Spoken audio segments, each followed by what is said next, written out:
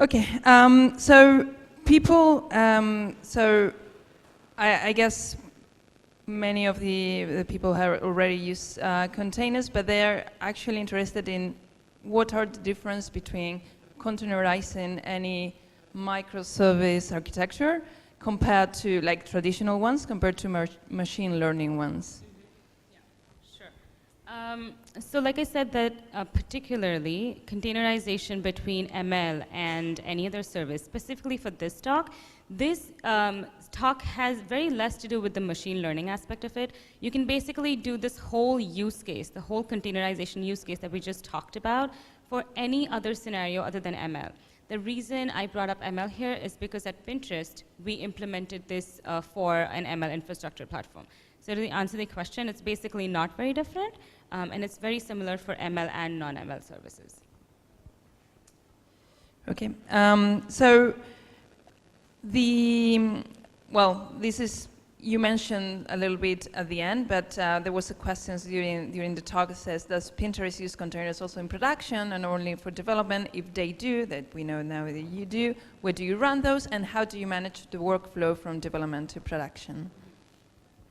Well, right now, we haven't yet productionized all services into Docker.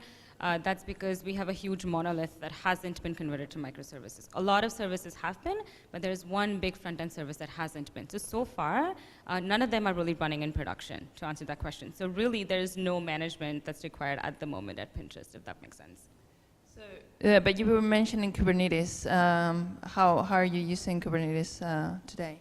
Right, so Kubernetes, as we know, it's an orchestration platform, but for now, we only have one test cluster running in Kubernetes. We don't have Kubernetes running in production either, for the same reasons, because we first want to Dockerize our services in production and then follow it with Kubernetes. Okay, and the final question is, this is how you use for development, but is this part also of a kind of a CI/CD pipeline to test for testing in the staging? Yep, exactly. Yeah, so this is for testing. So I'm trying to understand the question. Are you talking about? Yeah, I think the question is whether this is only for the developers' local laptops, or this is part of an automated CI/CD pipeline for testing. Yeah, this is mostly for developers, and that's why we're trying to talk about accelerating development velocity of an engineer.